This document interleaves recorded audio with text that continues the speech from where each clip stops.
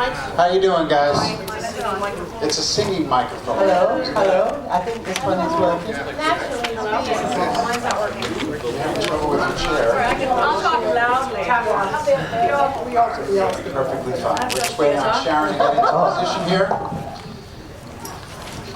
Welcome to the Macabre Fair Film Festival at the NY, the New York Horror Show, guys.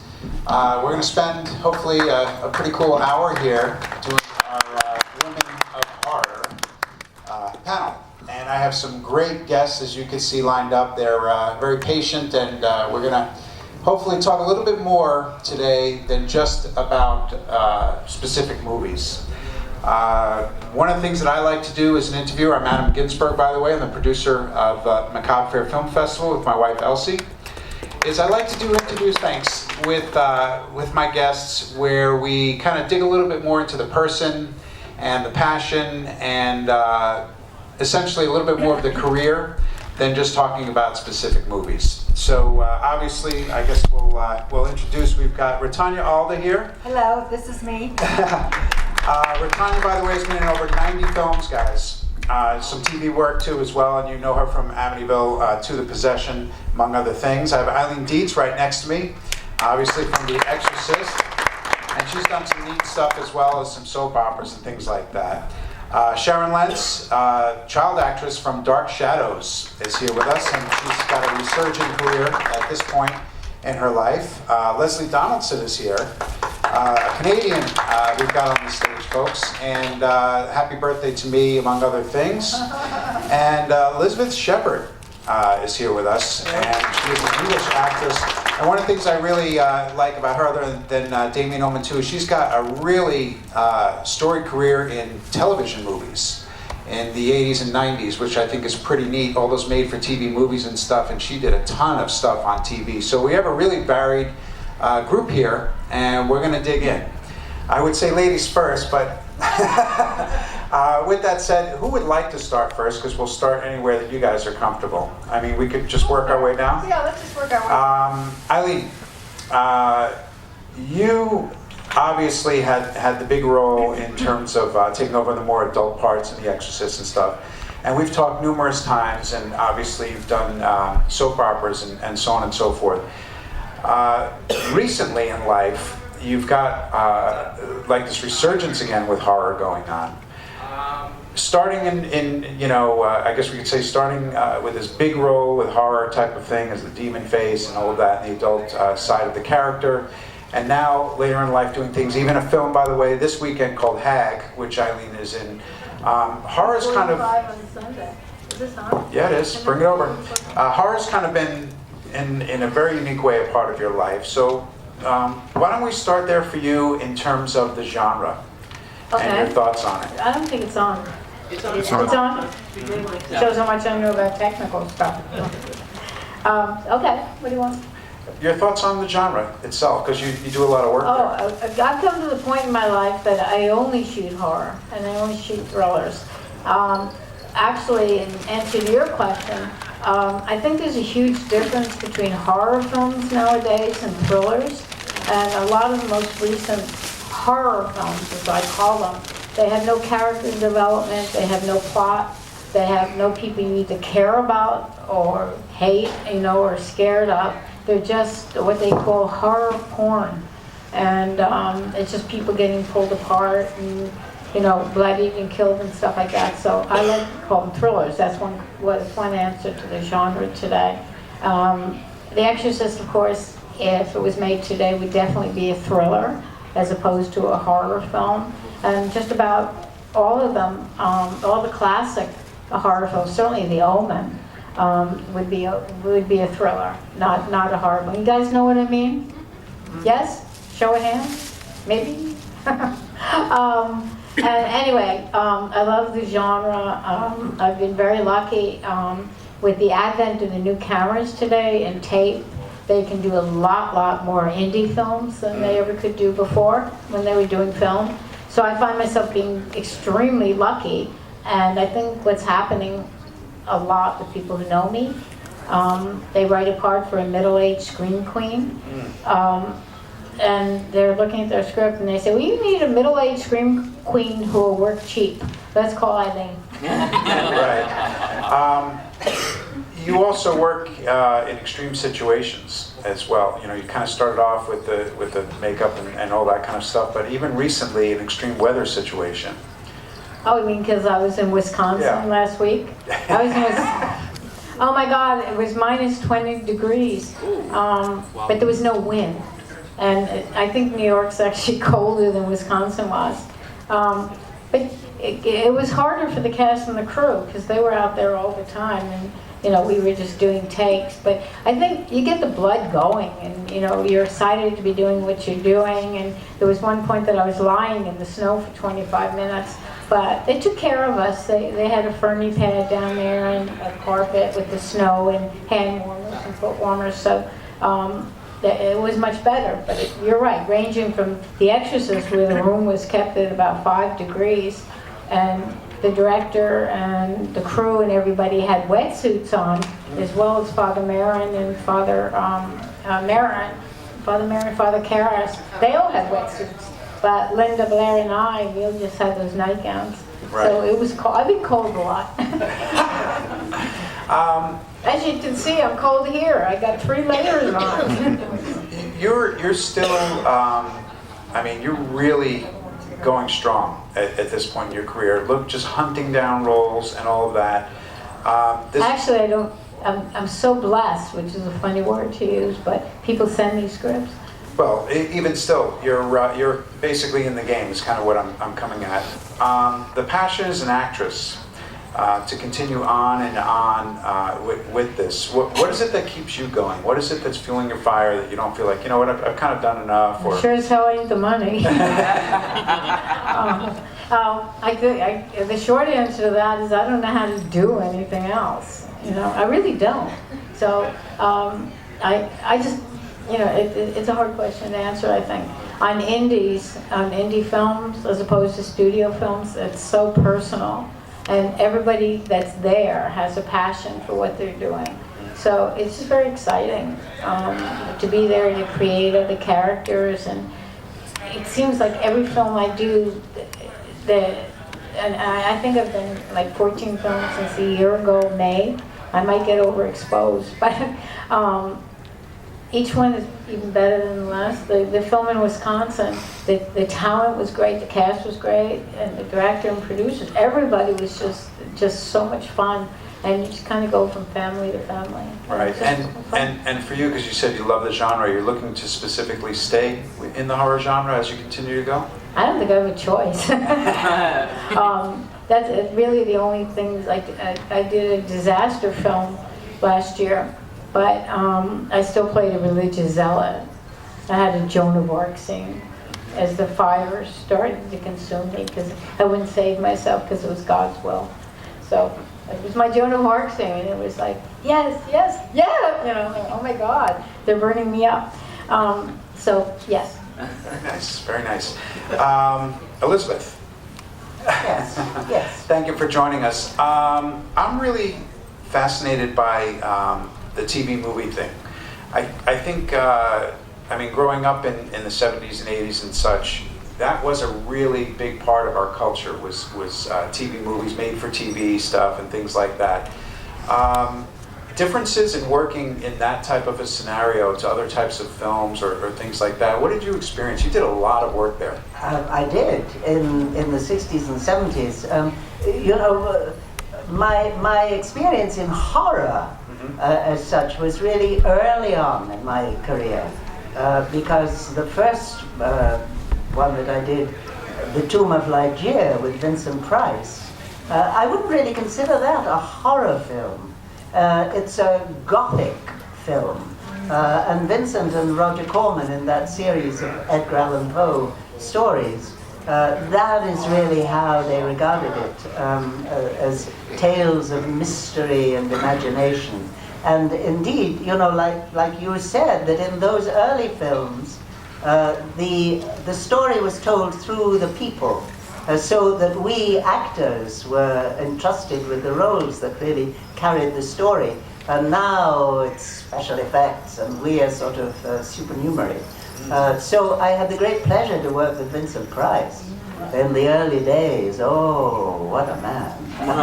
A wonderful actor, trained as a classical actor. And he in her book, Victoria talks about how he regarded those Poe films like Shakespeare, because, you know, the heightened language and the stakes of the film. So he and I got on really well.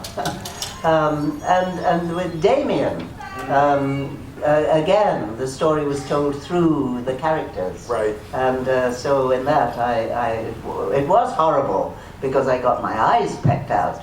And then I was run over by a Mack truck because I couldn't see. But that was an experience working with real birds. But I was in good hands because the bird wrangler was Ray Burrick, who did the birds for the Hitchcock movie. Oh, yeah. So I was safe enough. Was there real fear in working with animals and things like that? Well, yes. As a matter of fact, it was more frightening when I had the mask of my own face, which is only fiberglass, is only 1/8 of an inch thick, and the bird was packing. Oh, and a bird of prey is extremely strong, and fiberglass is very, very thin. That was more scary. My eyes were squeezed tight underneath. But when I was working with that, there were 3 birds. Windy was the one that was trained to fly to the branch. Tuffy was the one who was pecking. Big Boy was the actor. And so Big Boy was the one who was tied to my head. And in order to stop him pecking me, I had hamburger in my fingers. So that was, but you were saying about television. Yes. In this genre, I was in the Poltergeist series, Poltergeist: The Legacy. I was head of the San Francisco chapter. So I did get crucified, which was interesting. I did not come back from the dead, which was disappointing. But you know, in the early days, in England and here too, so much of our work was lost because they didn't keep the tapes. They would tape over the tape.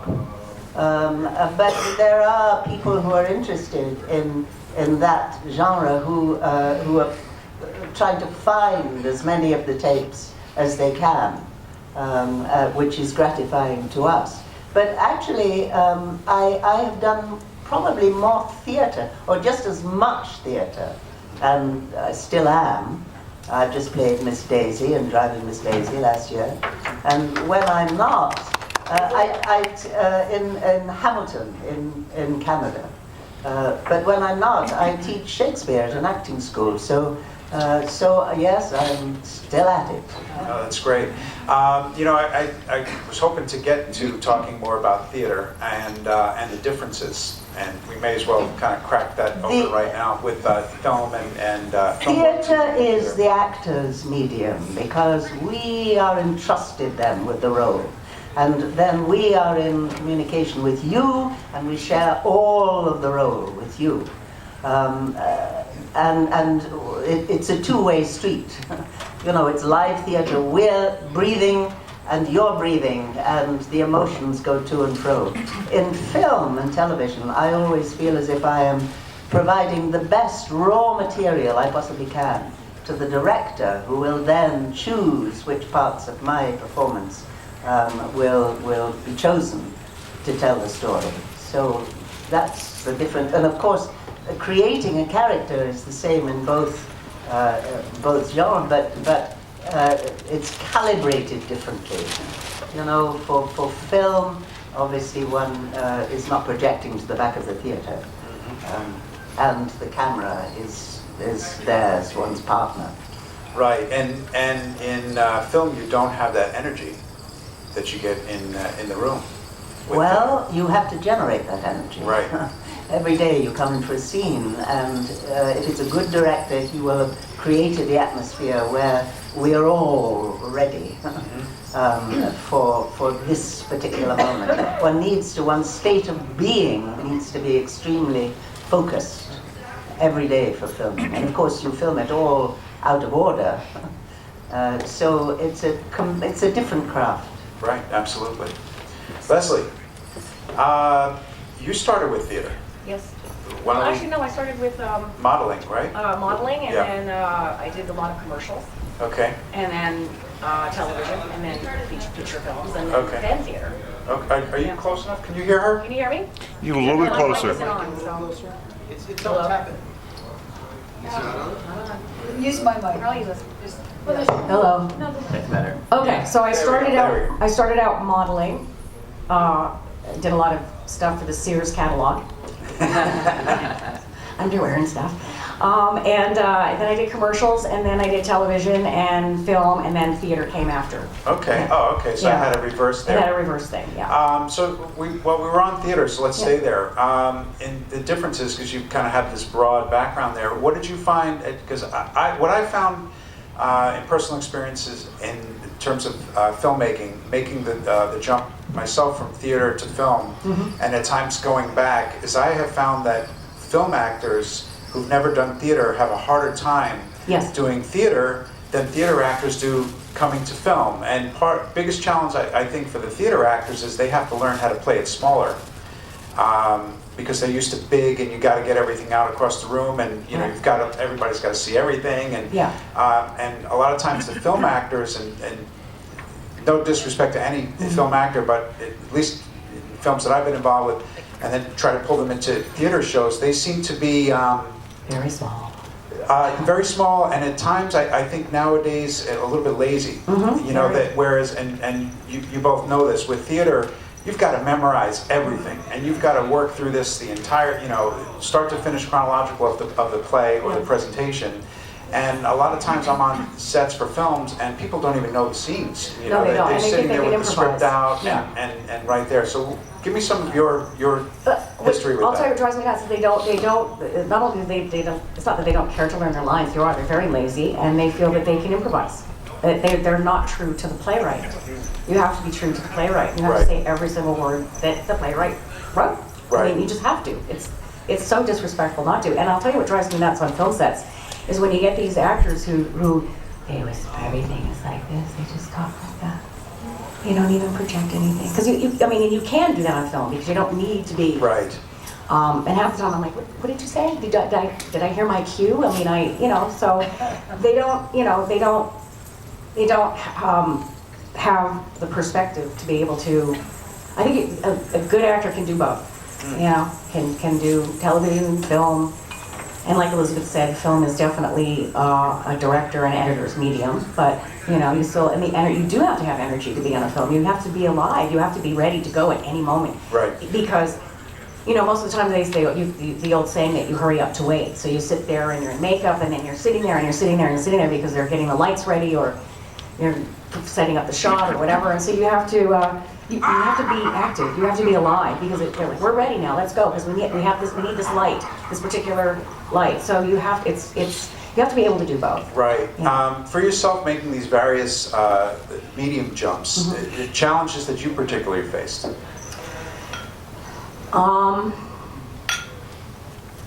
Well, for me, I love doing theater because, like you said, I really love being able to interact with the audience. I like getting immediate feedback, and you don't get that when you do film. Right. I've always been very self-conscious because the camera is right there. So you really, that's who you're acting to, and you really have to be very, I mean, Meryl Streep's a perfect example with the way she, you know, her eyes are always active. She's always, you always have to see what the actor's thinking. So I always find that, you know, and I'm going to go back and say, well, actors are lazy, but I think that to be able to tone it down and transition from doing something in theater and then tone it down and have this camera right there and just be, you know, act to that has always been kind of challenging for me. Right. Favorite film or project that you've done? Oh, favorite film. Well, I always say Happy Birthday to Me because it was fun working with that cast. Okay. We were all roughly the same age. I was the youngest, and I had my grandmother with me. So, but it was fun to interact with them, and I wasn't on it for very long. I mean, I just came in, and most of my stuff was on my own. And Curtains was fun because I got to work with some really amazing women. I've had a lot of fun doing some theater stuff, like Digging for Fire was great, and the Diary of Anne Frank was amazing. Right. And I had fun doing Friday the 13th, the television series. That was fun because I got to play the killer for a change. Very cool. Very cool. Rutanya, over 90 films. That is a heck of a career there, and that takes a lot of will and obviously a lot of passion. A lot of to do that. age. What I really think is cool is you also did a lot of the TV stuff, but you worked with some really amazing people like Al Pacino in a film. Elia Kazan. Brian De Palma directed you. Mr. Kazan. Yeah, you were in The Deer Hunter. Yes. Working with people like that, obviously you're learning a lot and you're sharing a lot. Can you give us some of those experiences? No. No? They were just experiences of working. Everybody's different to work with. It's different personalities, different energies. So you just kind of adjust to that situation. It's a new situation every time. Right.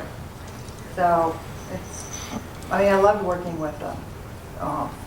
Loved working with Brian on his early comedies because I thought he was a fantastic comic writer, director, and then he went into the Hitchcock genre. But I think he still has, those early comedies were a lot of fun. Right. A lot of fun to work with. Right. I'm glad you said that because that was one of the things I wanted to find out more about you is you're totally a genre jumper here. Doing a lot of different, and obviously we're here with horror, but in terms of yourself as an actress, is there a particular genre that you felt more comfortable working within? Was it the drama stuff? Was it the comedies that you just mentioned? I started out in comedy. Okay. I started in comedy on stage, and then I did the drama. To me, I don't see any difference in it. I think it's just just a different story. I found that comedy can be one of the toughest genres to do. It's tough to do because you have to have the energy on stage. You have to have energy and the timing. And in film, I find it just a lot of fun to do. I just naturally, that's my first love was comedy. So, but then it takes you to other things. So that's how it started out. Oh, very nice. Yeah, and I love actually doing improv a lot. So I'm also an improv person. Excellent. Yeah. Well, you know what? In terms of improv, what do you think is your strength with that? Is it, you're just kind of quick on your feet. You're able to assess a situation. You tend to have a natural funny bone. What is it that works for you? I think just your willingness to be an asshole.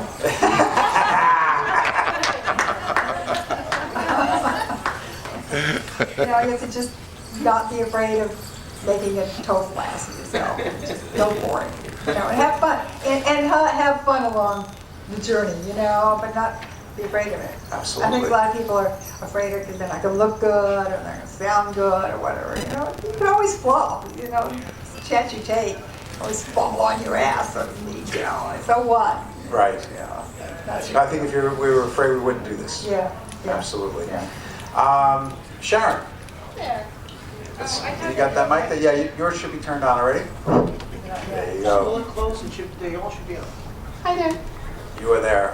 Sharon, let's talk a little bit about what it was like as a child to get involved with First, I have to say that. how incredibly honored I am to have a chair on this stage at this moment. I almost am speechless.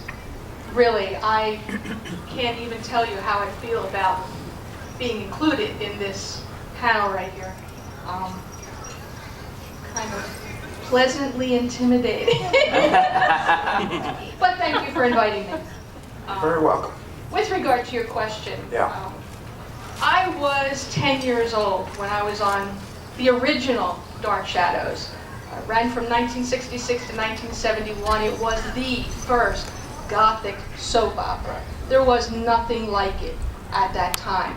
I really believe in my heart that that show set the stage for a lot of the movies that we've seen and a lot of the indie films that we've seen generated from that concept. Yes, there's some sparkly vampires and some fluffy vampires and some bizarreness that really doesn't speak to that. As you were mentioning before, it was Gothic as opposed to horror. It was supernatural as opposed to terror even. There were personalities, characters to be fleshed out, storylines to be followed. There was a reason for you to want to tune in. It really piqued your interest and your curiosity, and ooh, how far are they going to go with this? And they went some really interesting places. Vampires and ghosts and witches, although with that personableness, is that a word? That you really cared. You cared for the vampire. You were afraid of him. You were intrigued by him.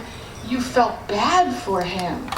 He took the character and made him vulnerable. Right. And personally, I can understand the attractiveness of that.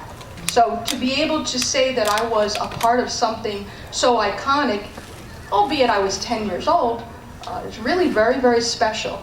Right. Challenges for someone who's 10 years old to be involved in something that special. I mean, at 10, were you aware of it, or is it something that you realized later on? Obviously, parents involved to help you out, and so on and so forth. What was that experience like?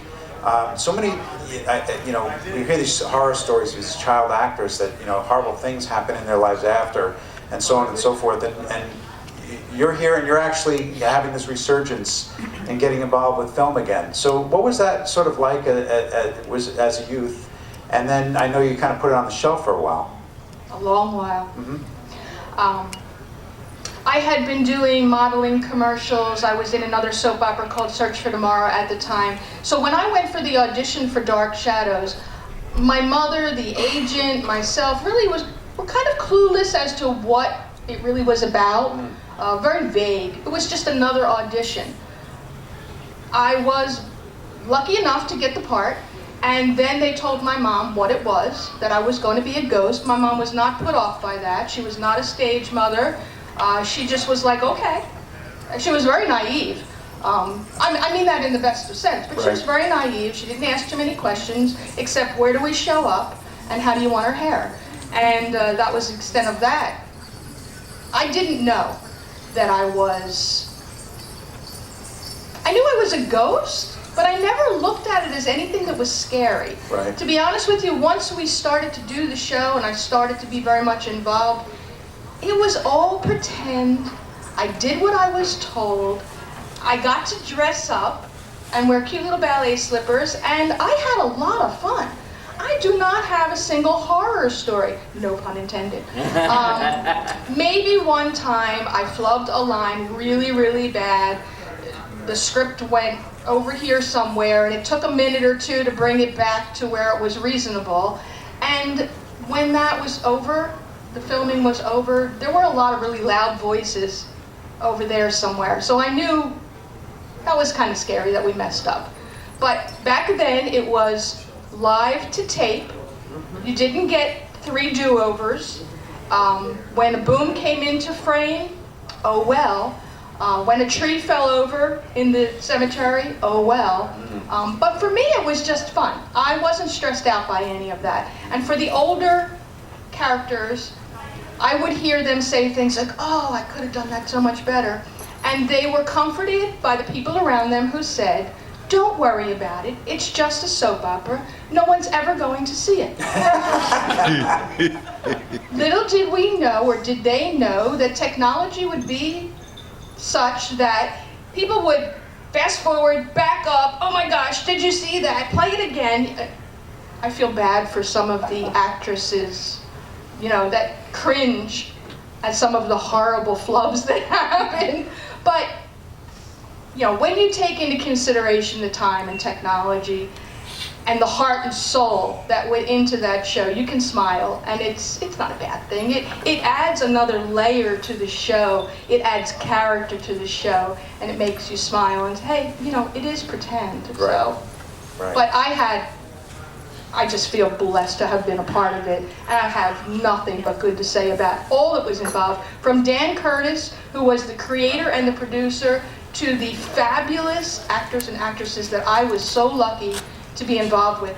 Joan Bennett, who was a movie star, legit movie star at the time. Thayer David, a character stage actor. Jonathan Frid, who played Barnabas Collins, theatrically trained stage actor.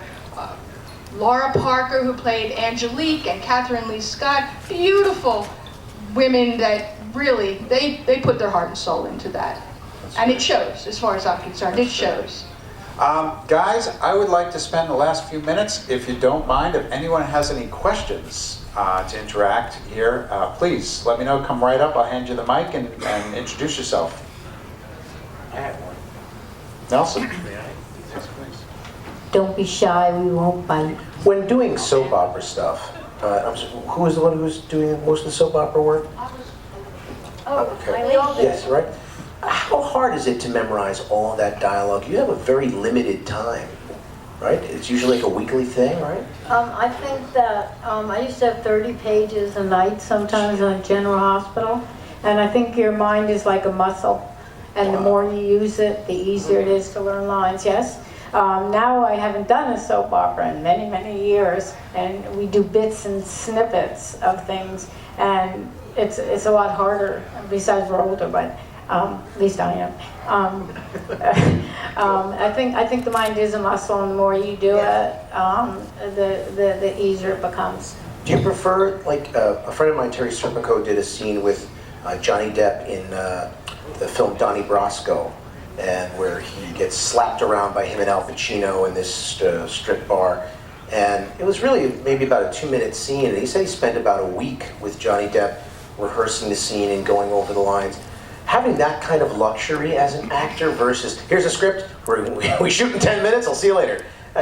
Do you enjoy one versus the other because one allows you that and one doesn't? Do you kind of resent TV? Well, that was Johnny Depp that was allowed a week of rehearsal. You got to remember that. It's not.